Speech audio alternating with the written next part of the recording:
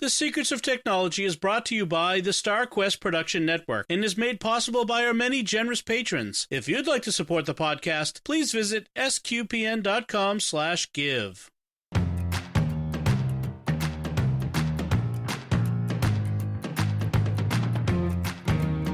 Hi, I'm Dom Bettinelli, and you're listening to The Secrets of Technology, where we discuss the technology news that's important to you from a uniquely Catholic point of view. And joining me today on the panel is Thomas Sanjurjo. Hey, Thomas. Hey, Dom. I did the intro a little different. Can you see my cadence? I don't want to get into a rut. You know what I mean? It's like, gotta just change it up. 295 shows. You know, I got to change things up. So, it's you and I this week. It's Holy Week as we're recording this. So I hope everyone has a blessed Holy Week and a happy Easter. And we're batting around some ideas for what should we talk about. And someone brought up possibility of tariffs. I really don't want to talk about tariffs. Because frankly, tomorrow, anything we say today could all be obsolete anyway. Right. So there's no point in talking about that. So we will, give it a few weeks. But you came up with a great link and an idea, which was to talk about digital de-hoarding. Mm-hmm. Why don't you explain from your point of view what digital de-hoarding is?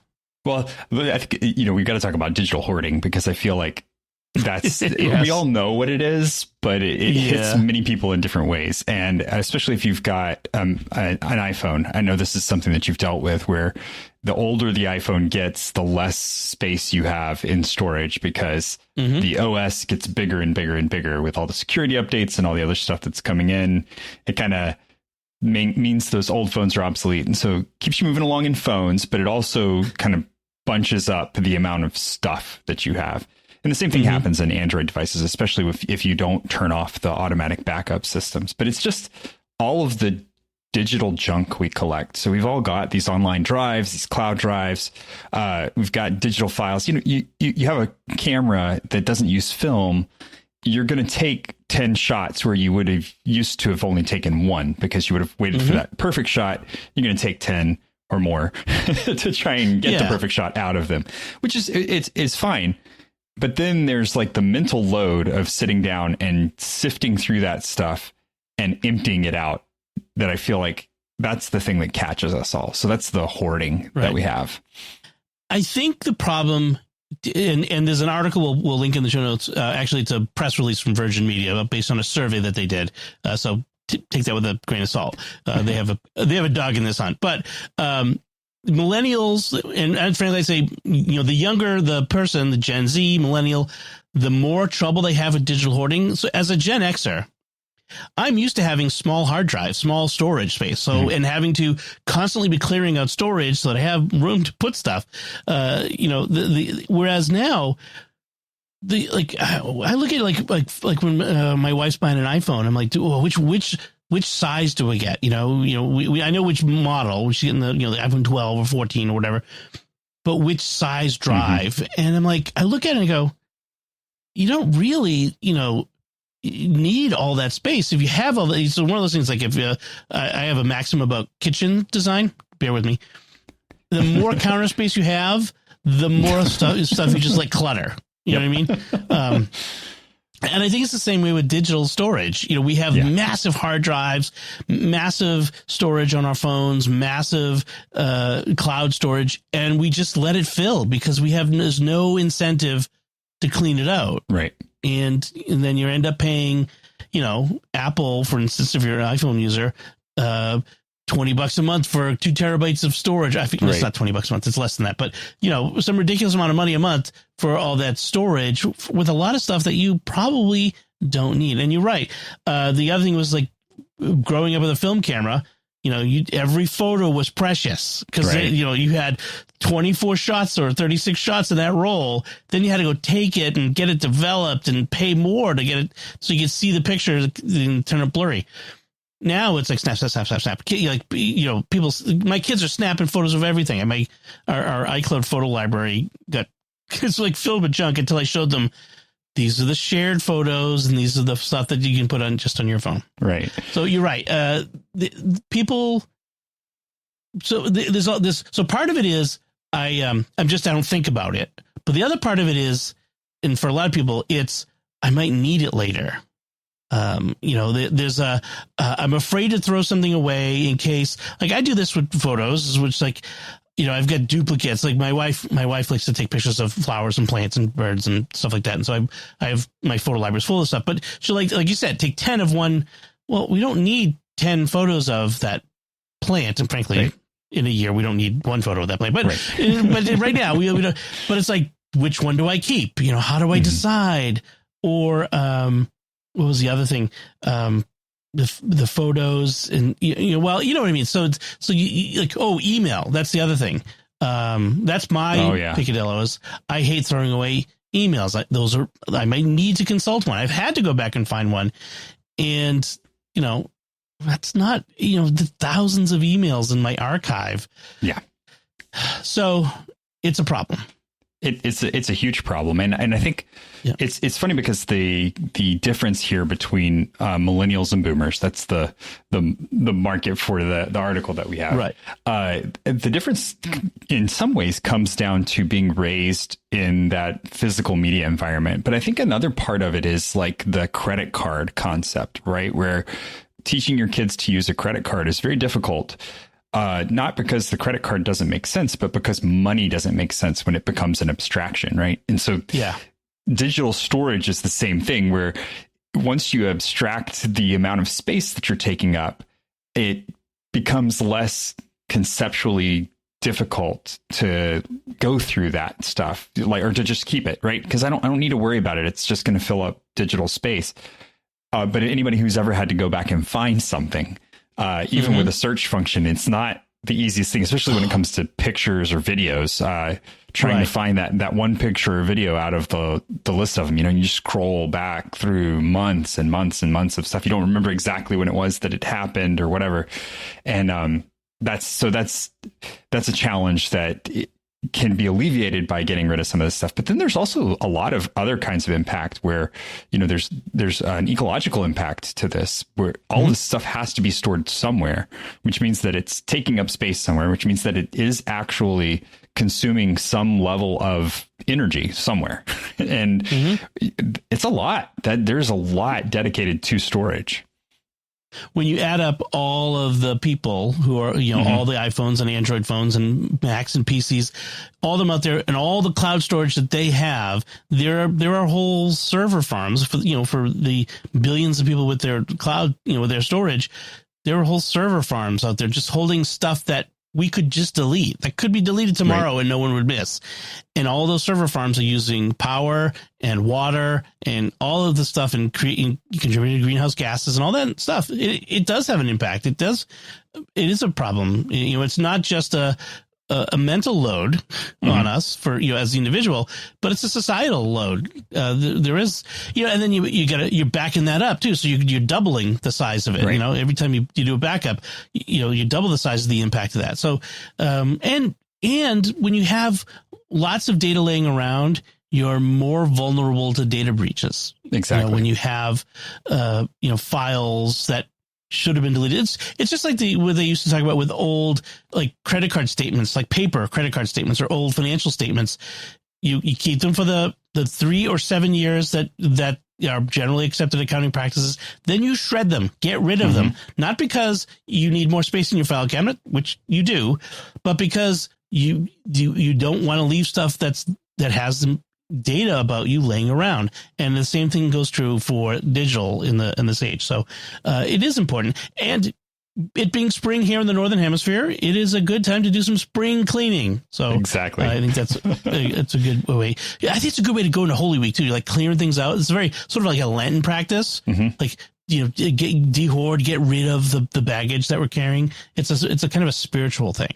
It can be very meditative too. Like, converting the mental load of trying to pick what you want to keep and what you want to get rid of into an actual practice of, oh, that was nice. I can keep this picture to remind myself of that moment.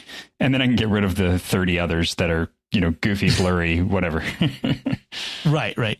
Now, when you're starting, this may seem like an overwhelming task. Where do I start? Do I have to really go through, at this point, for me, 20 years of digital photos to really, I mean, probably more than that now, actually. I get some old photos that I scanned even, do I have to go through like tens of thousands of photos and other, well, let's start with the easy stuff and then go from there. And so I kind of want to walk through some of the in specific kinds of devices, whether it's iPhone, Android, Mac, PC, and cloud storage.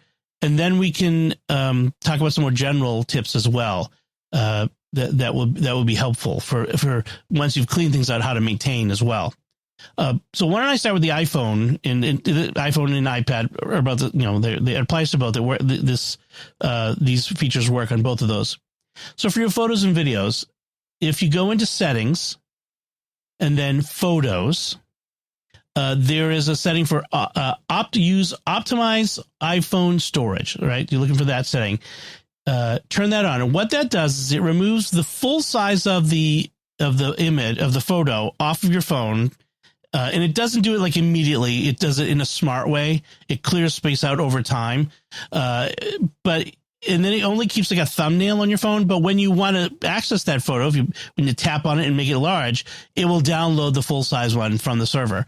Now, this isn't getting rid of duplicates. What this is clearing space on your phone, because again, one of the number one things that clog up storage just on your phone that cause people to want to buy a larger drive on their phone next time, it's photos, videos, and then like games or things like that. But usually photos and videos are the big thing.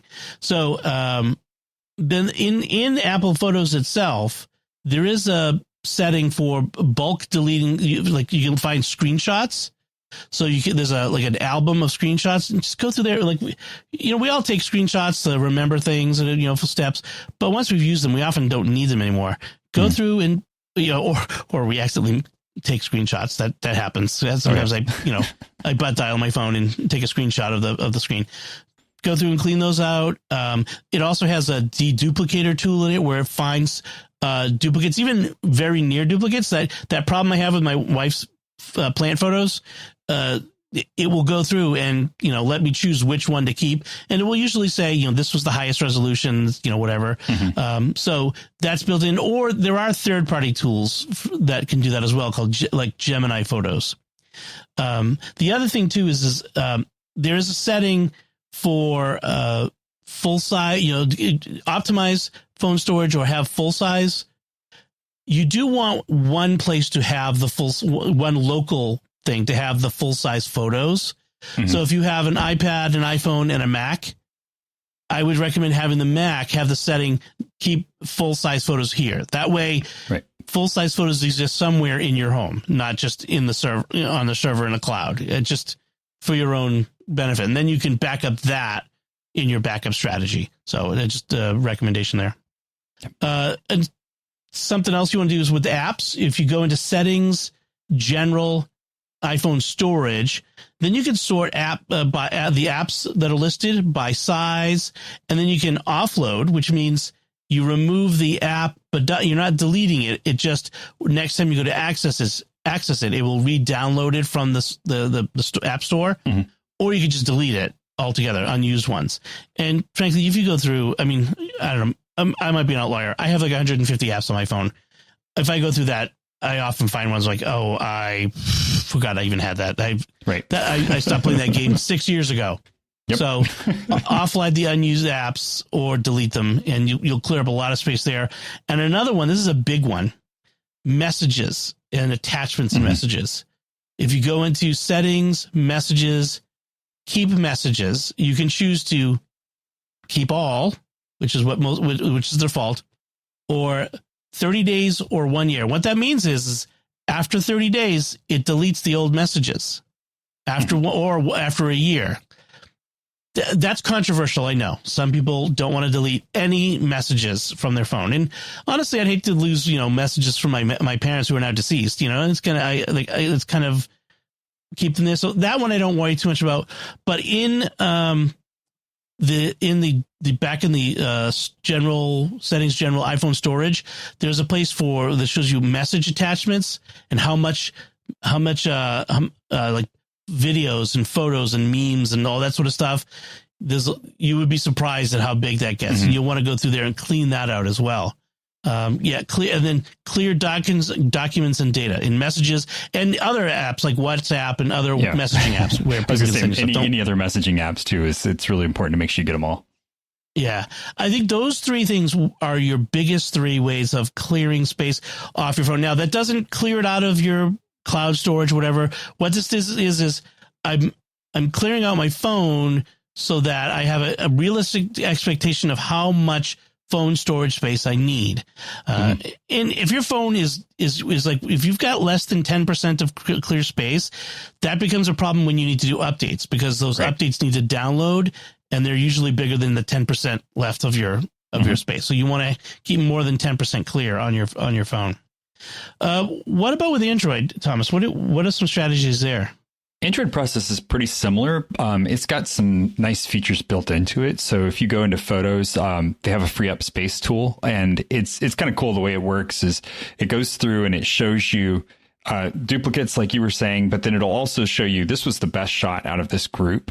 And then it will also group things by events, because it kind of knows, okay, on this day you took 12 photos here, and then 4 hours later you took another 12 photos, and so it'll group them up by events so that you can kind of look at what was relevant in it. So it's really smart about the way that it handles what you have. So deleting stuff off of your phone that way is a really good move. You want to do this pretty often. I try and do it monthly, if not quarterly, just because I want to clear that stuff out and just keep my space updated.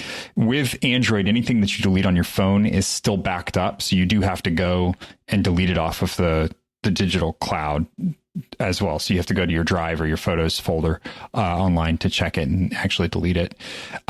There's a really cool app called Digital Wellbeing also, and that will help you identify what you're using on a regular basis.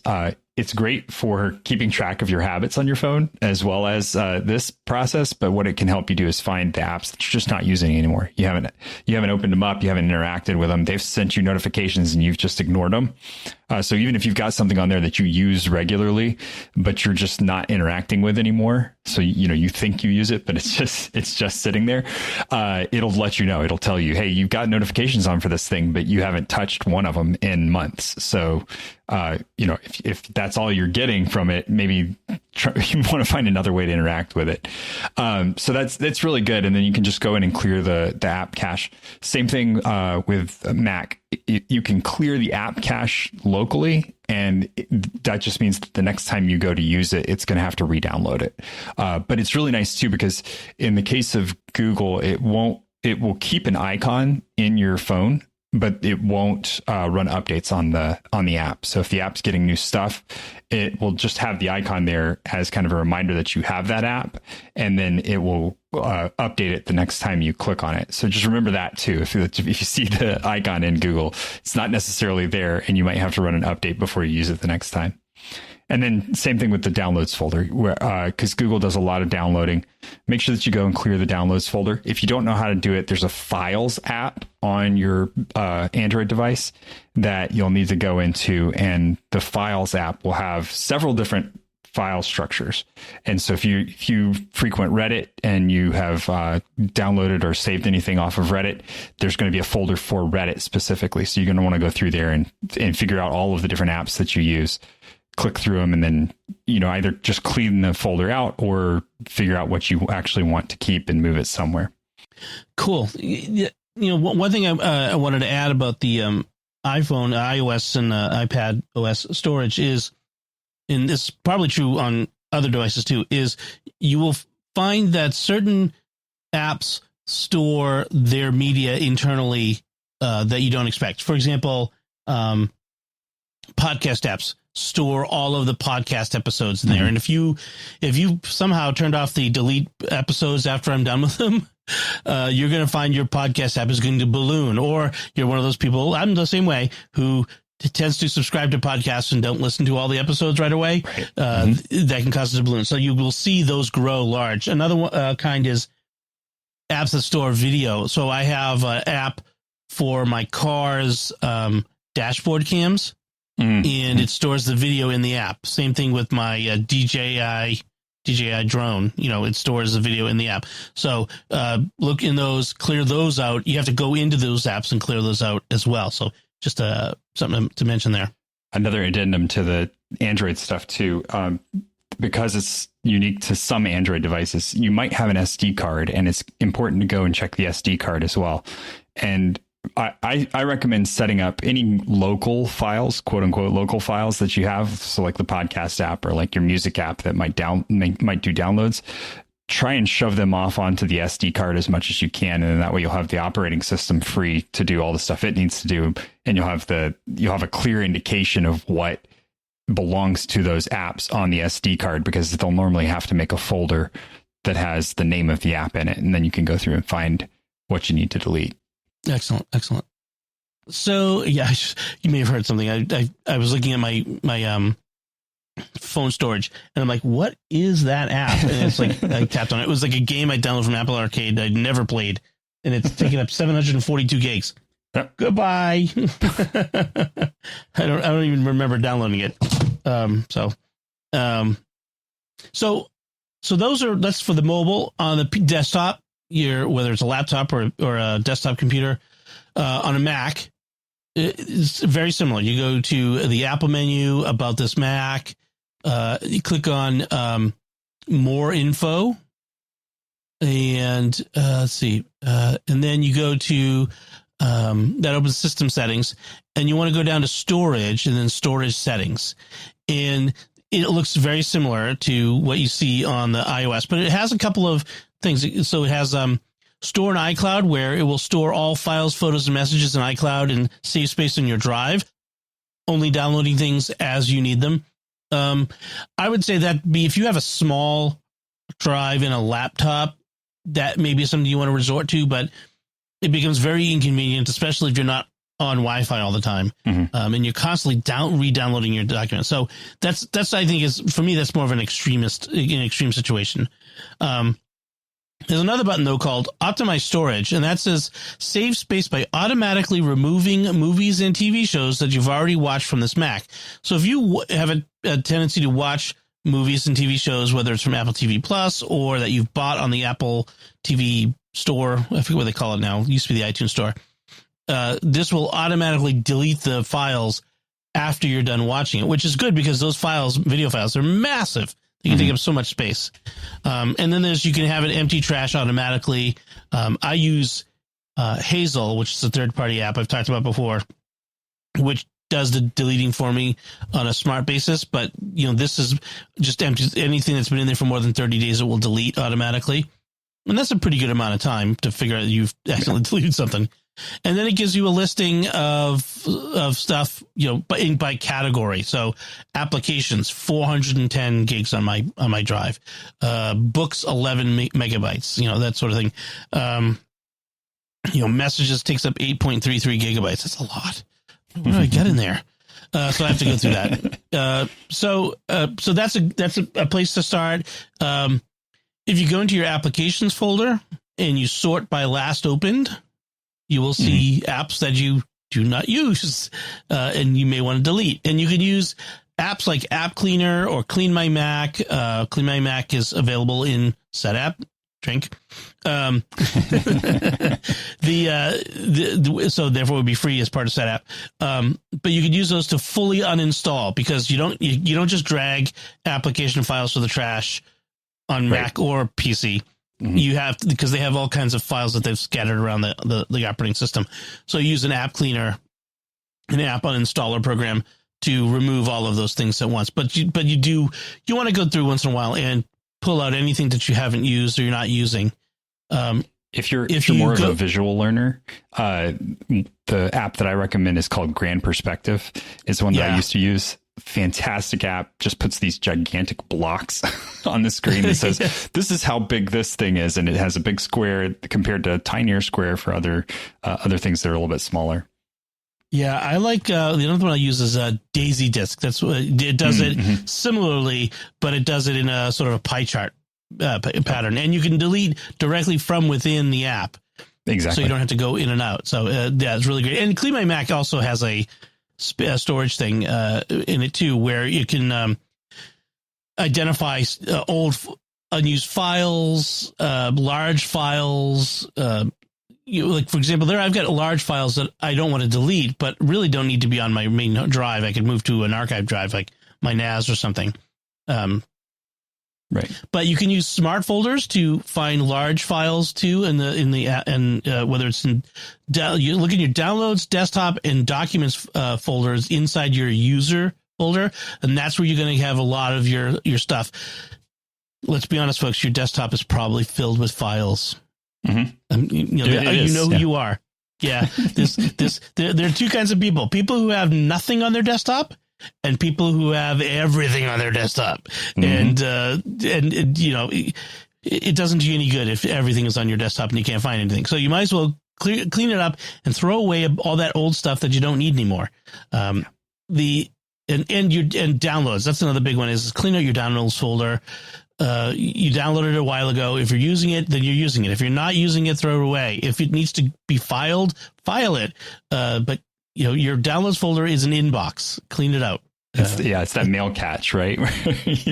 That's where all the mail goes. And I don't know what to do with it. It just sits there. It's the bin by the front door, right? That's where all that mail is. Yes, exactly. We all have it. And I'm talking to myself on that one. My downloads folder is a mess. I need to clean it up. And then just clean out system junk. Again, Clean My Mac. I'll recommend it again. There are other applications that are like it, where it will clear out old caches, unused apps, will run system maintenance routines that are built into the system that are supposed to run periodically. Mm-hmm. But you may want to, if you feel like your system needs it right now, you can run them. I'm a little judicious with the clearing out caches, because caches exist for a reason. Mm-hmm. They do help speed up your computer. Like a lot of these files, like the whole point of a cache is to store stuff locally that's easily accessible but every once in a while those things grow beyond the way they should, and so it doesn't hurt to necessarily clean. You'll be slow a little bit for a while, but you'll be clearing out some old stuff and speeding up your system. Yeah.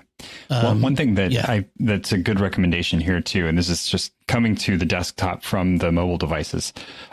If you have a way to look at the things that you're trying to clean out from your desktop rather than from the mobile device, that can be a good way to sit down and do it, so that you don't feel like you're having to navigate all of the touch screen issues or tiny thumbnails or whatever. Just get the bigger screen in front of you and work from that. It can help alleviate some of the stress around trying to sort the stuff out too. If you have a newer Mac and a newer iPhone mirroring is a great way to do that. You get the phone right on and you can use the trackpad or mouse to navigate too, even there. So yeah, I agree with that. That's a good point. And it gets you out of, it's a change. Speaking of perspectives, it's a change in perspective. And sometimes a change in perspective helps you to be better judge of things, because it's not the same old thing. So I agree with that. That's a good point. And then if archive old stuff to your storage drives, if you have a NAS or just a hard drive that you use to keep old stuff, move old files off of your main hard drive. If you don't need it, don't carry it around with you, especially if you have a laptop. Those drives are always smaller, and they're really expensive to get bigger ones, at least on the Mac side. And it's like, don't carry stuff around that you don't know you're going to need. After a while, I've got old presentations that, I'm never going to give the presentation again. I'm glad I had them, and that I kind of want to keep it as inspiration if I ever have to do something like that again. But it doesn't need to be on my main drive. I throw it in my NAS, and it'll be there if I ever need it. Although that's kind of digital hoarding, isn't it? Well, it depends, because then what you do is you make a zip for it, a zip archive, and name it something that's clear. So make a clear naming scheme for your zip drives, and then that way when you go back through and look, when you're going through and looking for it, this is really what it comes down to: is when you need to go back and find the thing, can you find it, or is it going to be a struggle looking through a mess of stuff that you have to move 20 different things, or look 6 nested levels deep to try and find this thing? Right. And I should mention to you, I don't think I'm recommending, and I don't think you're recommending either. Like, we're not talking about digital minimalism where we have nothing on our drives except the very bare whatever. I think we're looking for a balance. We don't want to be a hoarder. But we also don't, we don't want to Marie Kondo everything. It's like we want to be somewhere, we don't want to look like an IKEA showroom. You know what I mean? Like it was very Scandinavian clean. We want to be somewhere in between that. And so, we do have to keep some old things, but by clearing out the stuff we don't need, it makes it easier when we're looking through the old things for the old things that we need. So exactly. I think it's important. How about on Windows? Do you have any tips on Windows for keeping things clean? A lot of it's the same kind of stuff. Make sure that you are actually deleting the files. So go to your recycle bin, right click, delete. If it's in your recycle bin, it probably needs to be gotten rid of. So make a habit of doing that on a regular basis, because stuff will just live there forever, and it won't. You can delete it off of your desktop, but it's not gone until you say something there. And then using a disk cleaning tool is a really good idea in general. They will a disk cleaning tool will find files that have been sitting around for long time and haven't been used, files that are disconnected from other objects. It will sometimes find leftover files from stuff that you did delete and that did not get deleted. So, find a good disk cleaning tool. I like CC Cleaner personally. It's a really good registry cleaner, as well as some other just general cleanup. If you're a visual person, again, there's a tree size file finder for Windows. It's not quite as visual as Grand Perspective. I really loved Grand Perspective, but tree size is pretty good because what it'll do is it does like folder structure. So it'll tell you this folder is this big, and then it'll lay out all of the different objects underneath that folder in their size order, so that you can click through and find really quickly what everything is. And it just does it in like a standard, like outline tree. So, top and then indented one space for the next layer down, and then indented another space for the rest. Really great tool. Download folder, again, same kind of thing.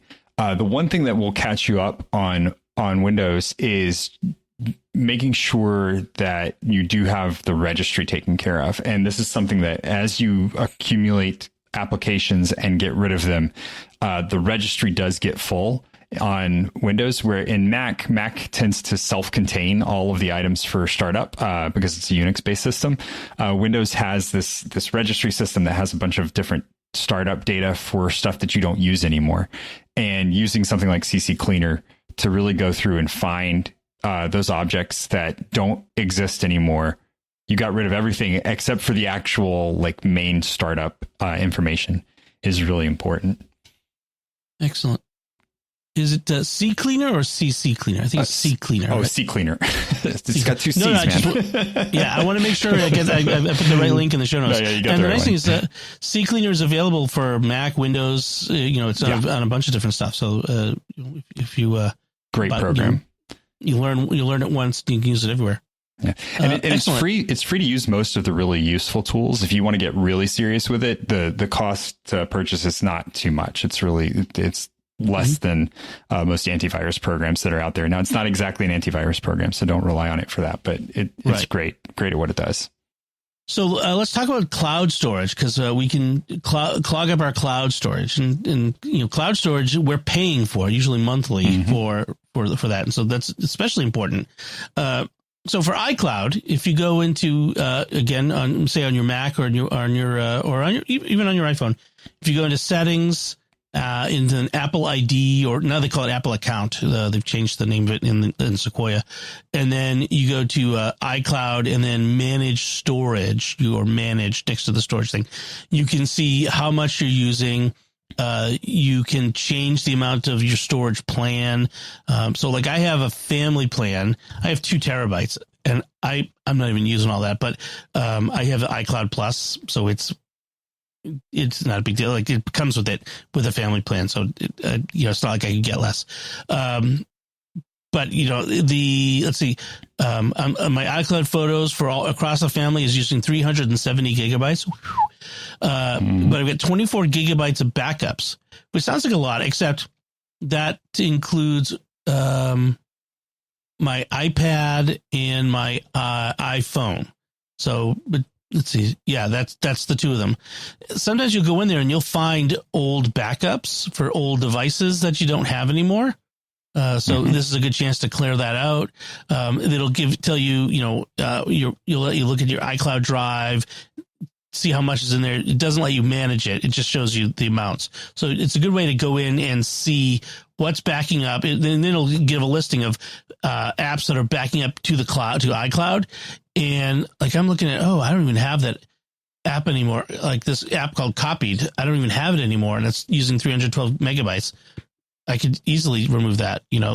That would be. I'm not going to do it right now while I'm on the show because I don't want to accidentally. I want to double check.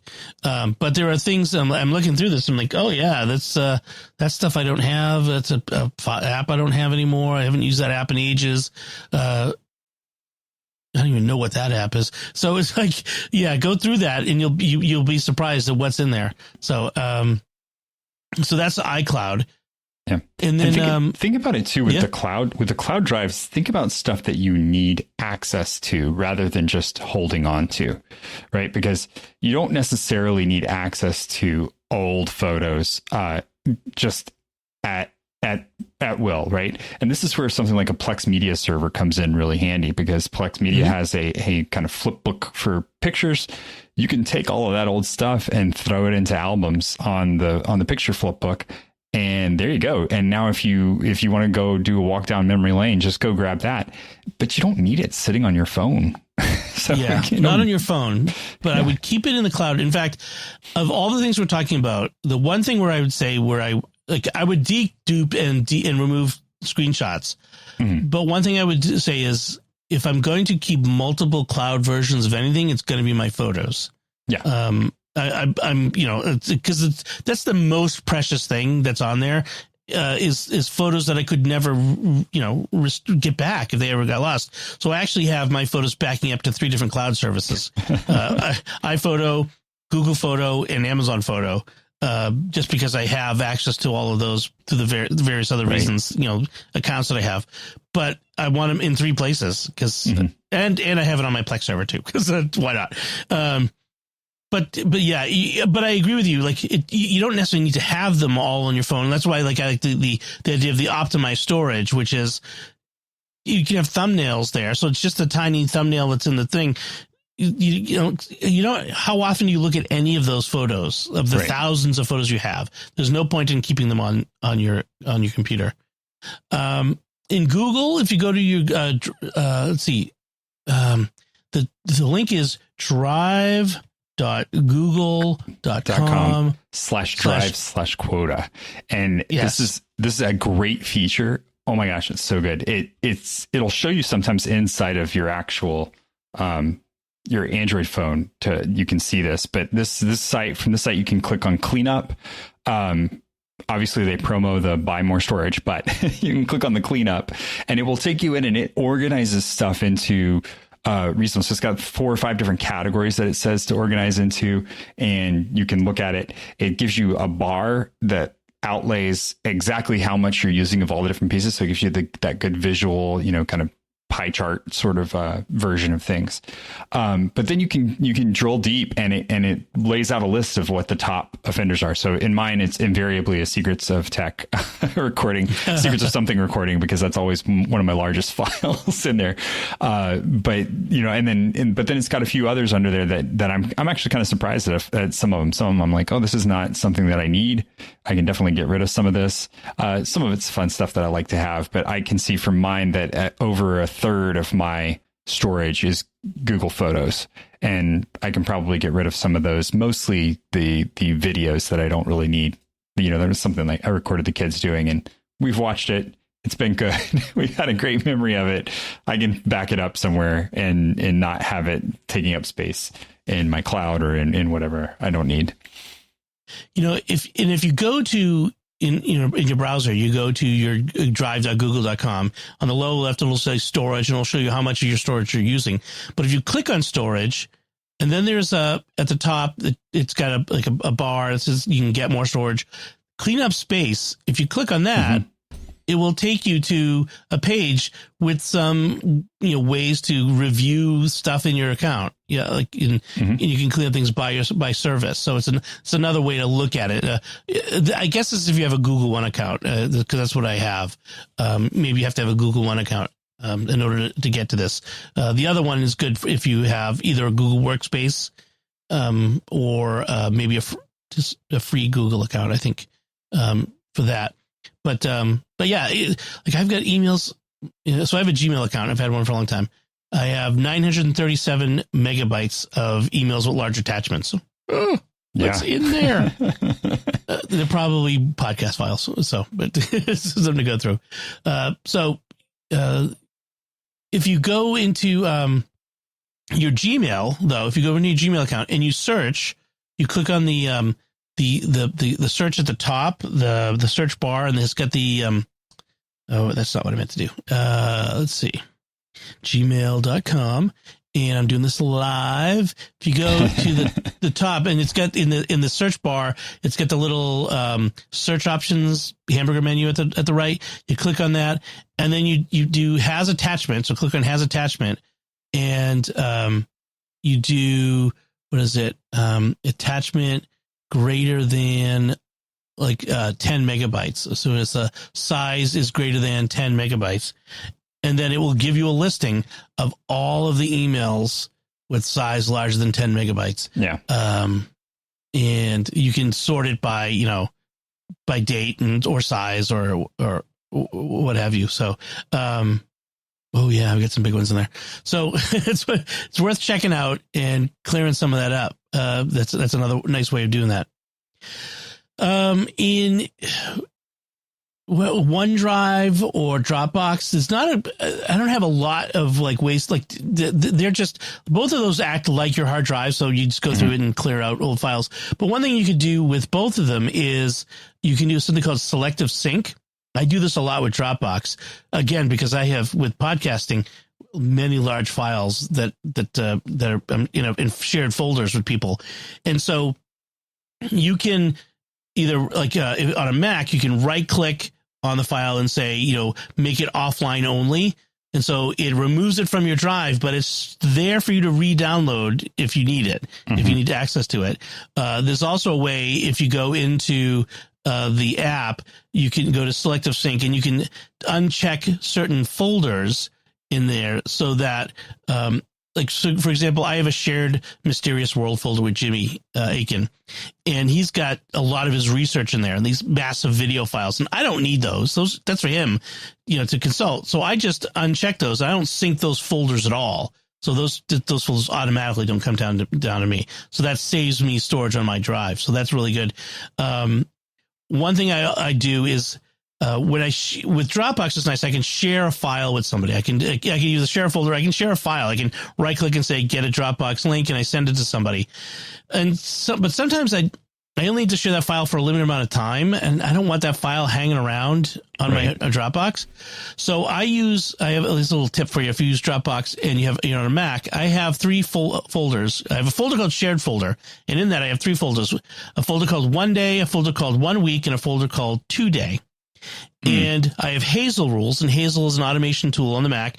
And basically it says if a file's modification date or the date that has been added to this folder, that's what it is greater than 1 day for the 1 day folder, delete the file.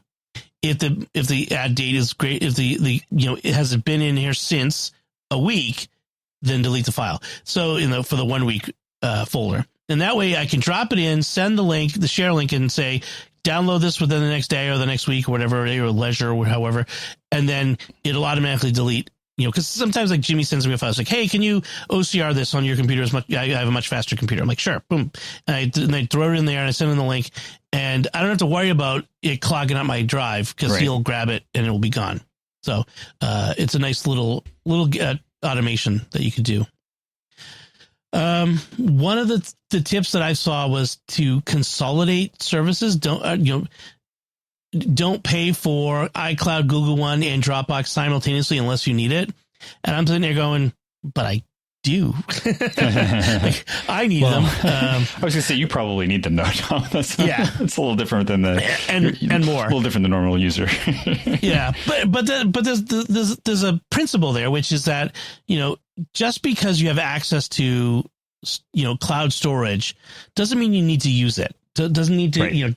Don't fill up space you don't need to fill up, is I think the thing to say there. And then, just export and archive files safely if you right. need to. And then I just want to run through some tips, just basic tips, just quickly. Once you've gone through this, or even if for the first time you do this, you don't necessarily have to do it all in one big chunk. Do it in manageable chunks, but do it on a scheduled basis. Set yourself a reminder monthly or quarterly, or whatever, or do like a big annual spring cleaning. But set a regular schedule to do this. Create an inbox zero for your digital life. In other words, all your inboxes, endeavor to keep them at zero. I'm good at email inbox zero. I'm proud of that. My downloads inbox is not as good, but that's I'll get to that. And that's the other thing is clean out your downloads folder every week. Make a reminder, like a Friday afternoon as you're winding down for the work week.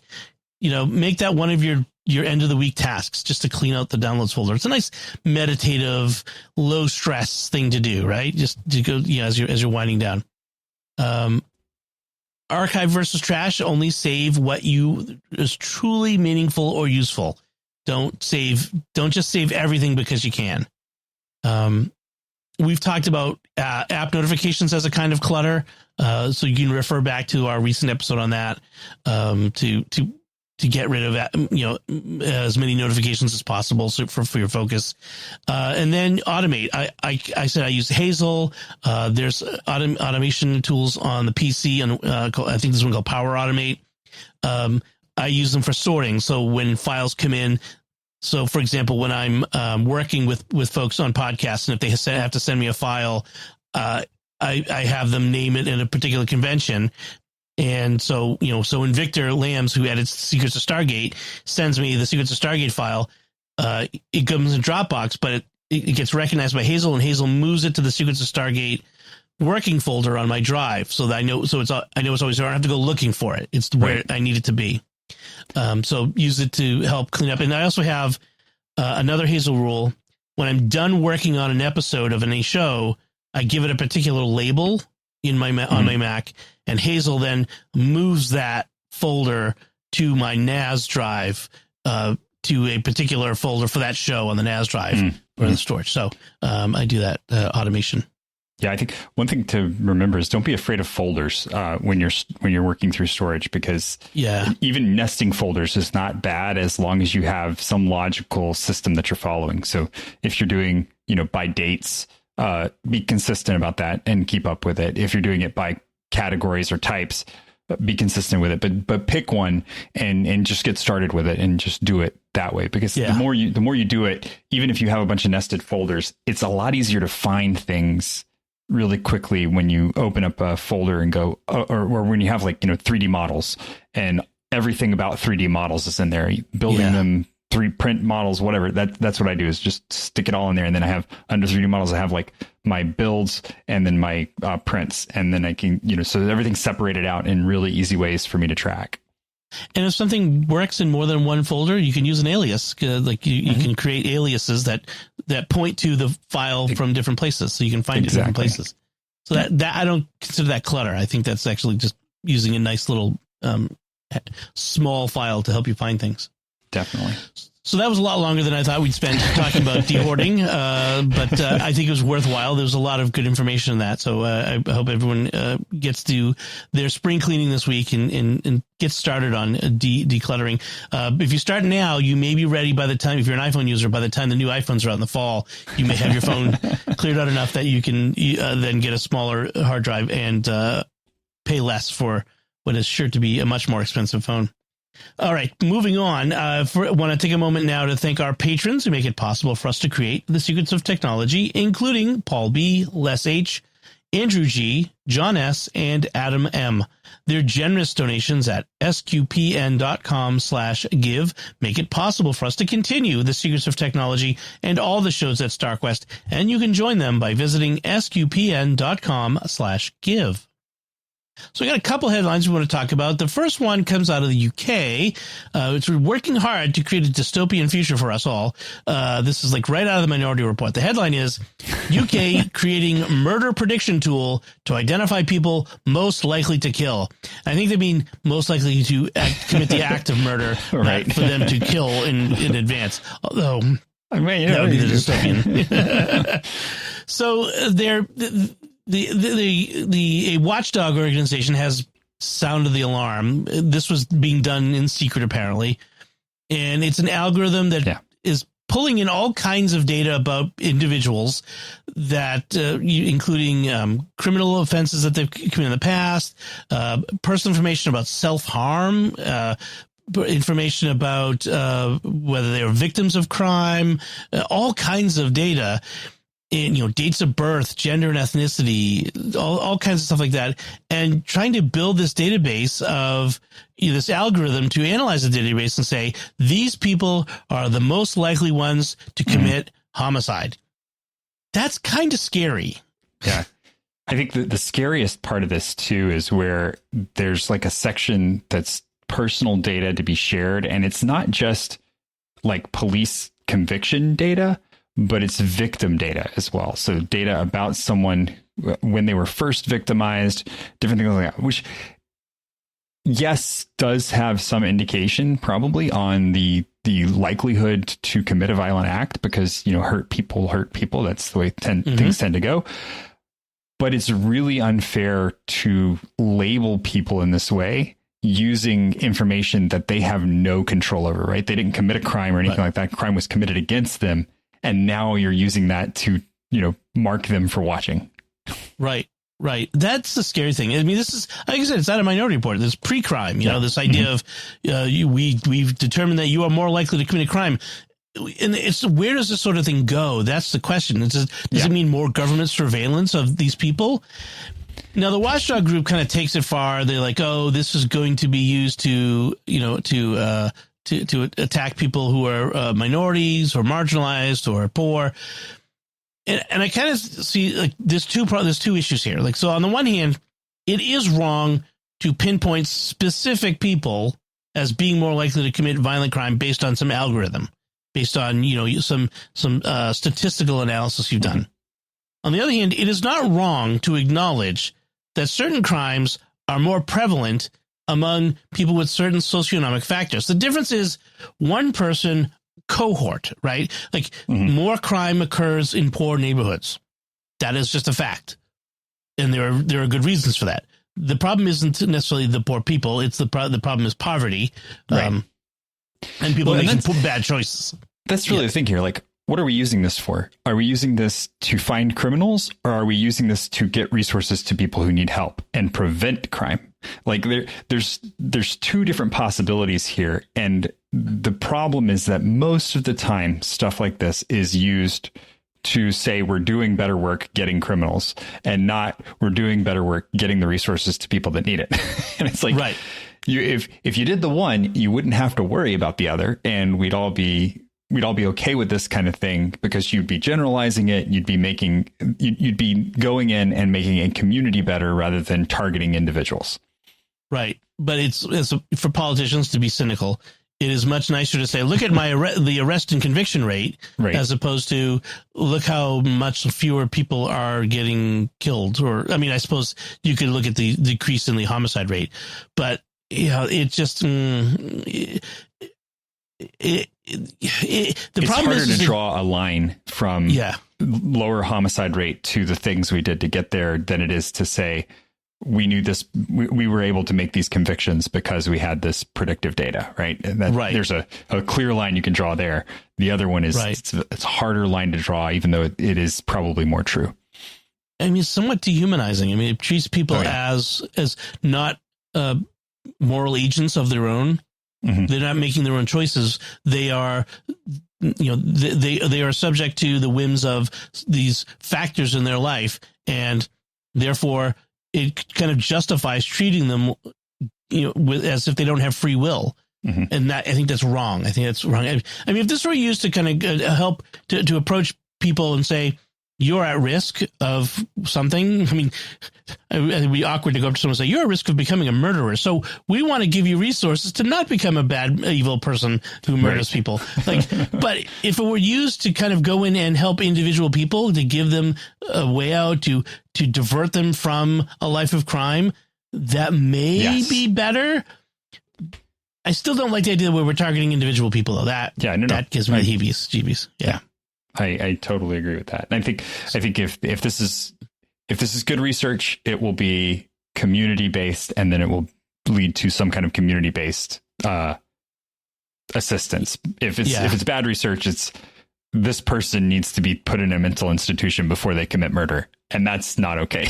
Anybody who's read Minority Report or watched the movie, you know that the idea of the pre-crime commission was bad, and the whole point of the story was to say how bad it was and to prove that point.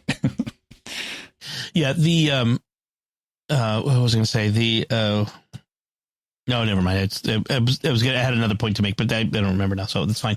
Let's move on to our next headline. And everyone's probably heard about this. This company called Colossal Science has cloned direwolves, the extinct animal. And New Scientist magazine has a headline that says, "No, the direwolf has not been brought back from extinction." And so what I find fascinating with this is this company, Colossal Science, they kind of want to dance around the issue. So what happens here? So direwolf is an extinct animal. It's been extinct for 10,000 years. And it's a relative of a lot of the canids, not just wolves, but like jackals and hyenas and that sort of thing. And there are the company Colossal likes to say that there are the direwolf and the gray wolf that they used to create these direwolf pups share 99.5% of their DNA. Well, so do humans and frogs. Like that sounds like it's really close. But that 0.5% makes huge, all the difference. That with 2.4 billion base pairs, that still leaves millions of base pairs that are not the same. And in fact, what Colossal did, what they said they did is they made 20 changes to the DNA. Mm-hmm. They didn't import direwolf DNA. They just changed the DNA of gray wolves. 20 of them out of the millions that separate them from direwolves. And so what they've done is they've made gray wolves that look kind of like direwolves. Yeah. And they justify saying that they've de-extincted direwolves by saying, well, it depends on what you mean by species. So we can get more into that. But Tom, what's your reaction to all this? we did the whole episode about gene editing, right?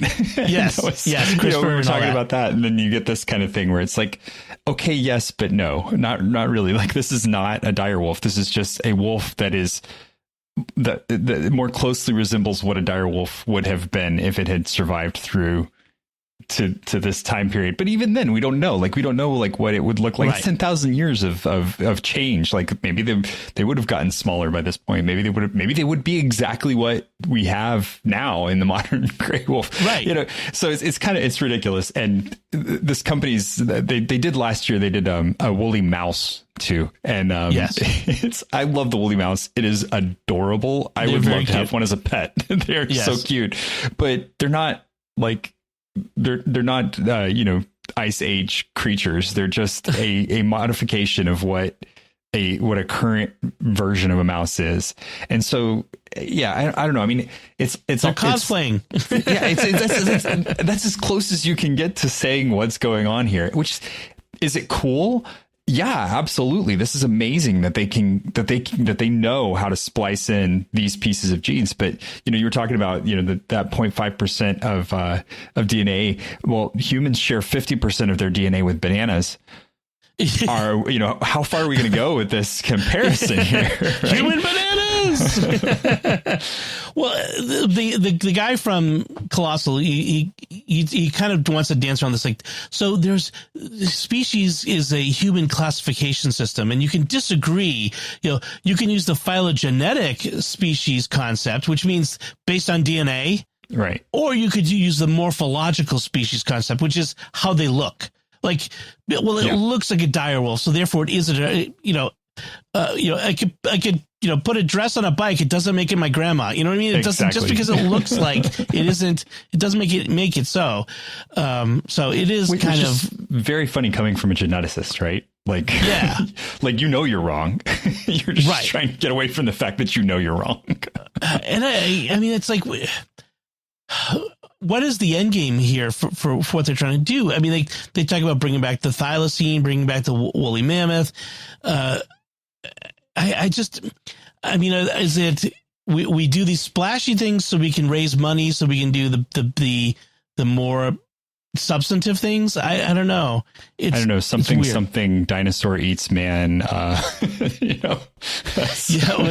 keep having Malcolm. The earth. Malcolm's aphorisms from the Jurassic Park come to me. You rush so fast to say that you could do it. You just have to think whether you should do it or not. Yeah. Or however we put it. So why direwolves in this case, by the way? Because George R. R. Martin is a creative director for Colossal Sciences. Mm-hmm. So, and direwolves were a big part of Game of Thrones. And as someone said, we de-extincted direwolves before George R. R. Martin brought us his final book of Game of Thrones. Stop fooling around with DNA and go write your book. So, I just thought that was funny. Yeah. So, they're cool looking, wolves. Yeah. I mean, if they made a dog like that would be kind of cool. I mean, I wouldn't mind having a cool direwolf dog. But, what I would really love is if they could take some of the dog breeds that have really big medical problems and figure out how to get rid of the medical problems that they have, so that they're reasonable dog breeds. Like bulldogs and Dobermans, and the ones that have been bred into basically into non-functioning. Yeah. So those are our headlines this week. And so let's move on to our picks of the week. Thomas, what's your pick this week? All right. So my pick this week is a meal planning app. I know that we do a lot of these, but this one really knocked my socks off when I saw it. It's called Eat This Much. And I believe it's available on both Android and iPhone. But it is amazing because what it does is you give it sort of your parameters for what type of diet you have, if you have any restrictions in your diet, how many calories you want to be eating a day, if you're tracking macros, what kind of macros you're tracking.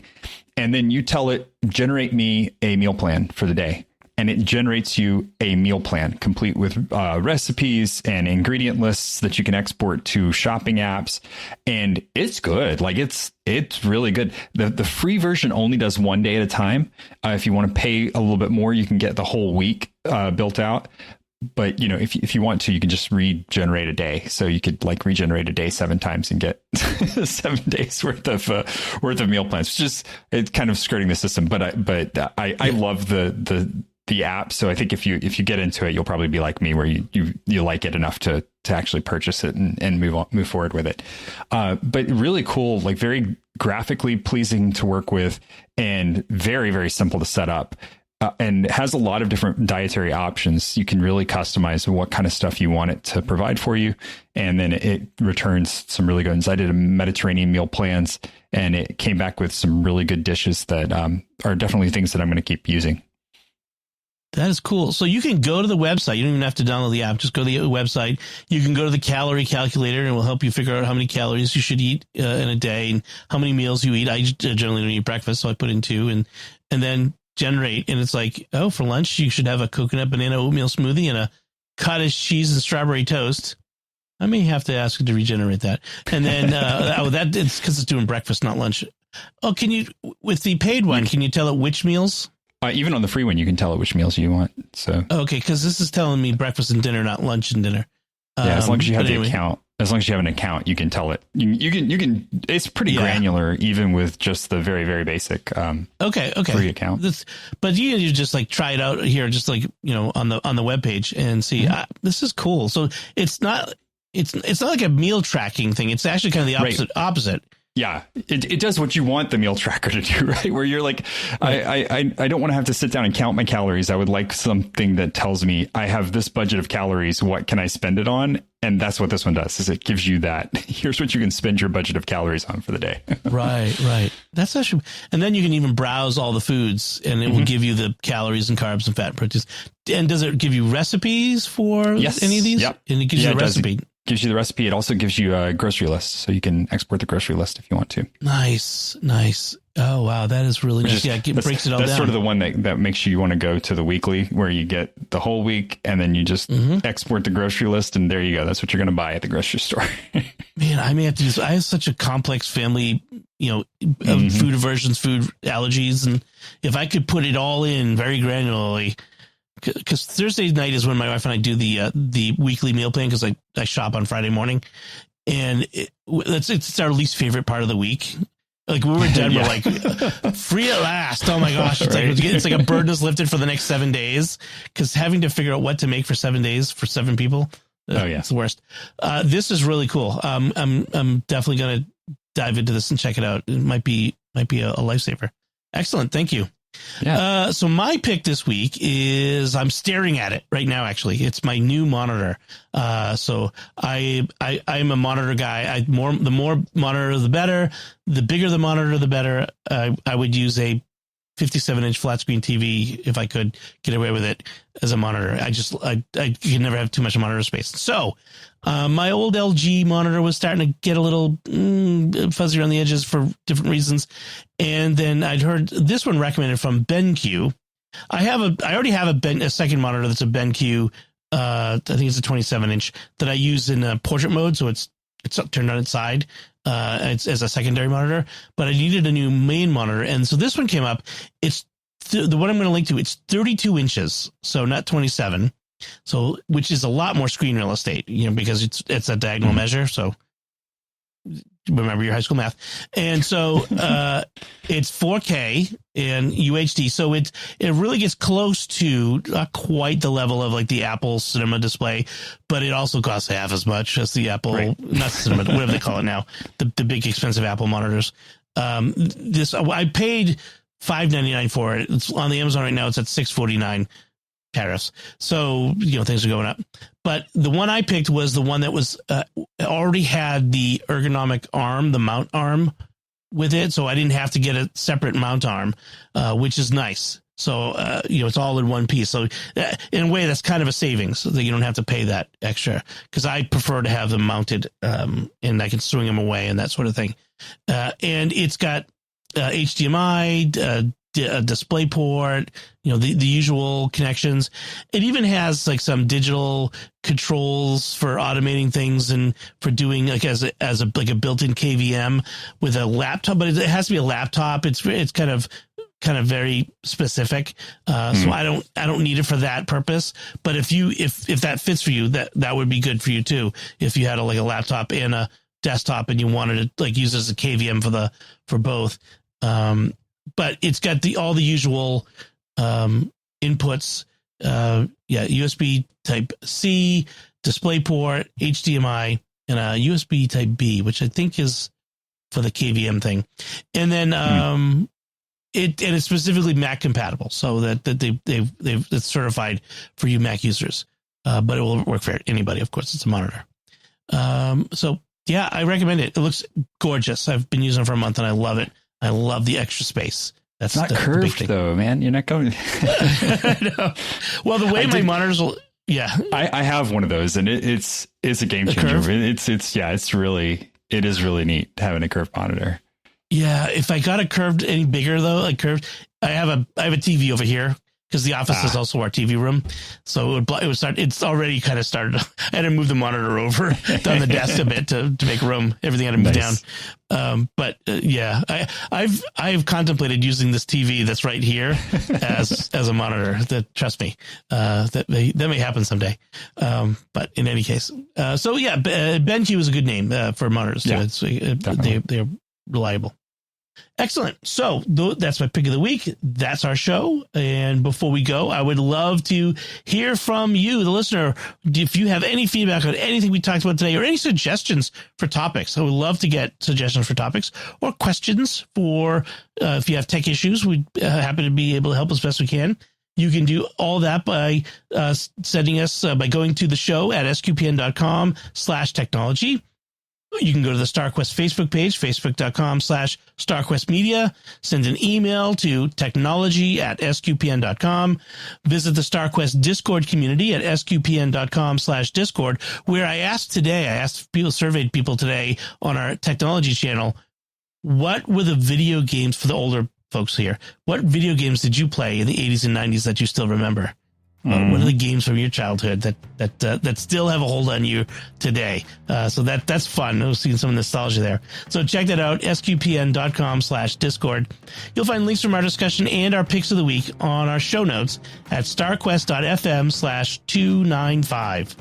It really helps us a lot when you write a review or give us a rating, a 5-star rating, Apple Podcasts, Spotify, wherever you get your podcast from. You do not understand how important that is for podcasts. So please go do that right now. As soon as the show ends, go do that. We really do appreciate it. And share the podcast with your friends. Help us grow this community, reach more listeners. And so until next time, Thomas Sanjurjo, thank you for joining me and sharing the secrets of technology. It's been great. And once again, I'm Dom Bettinelli. Thank you for listening to the Secrets of Technology on StarQuest.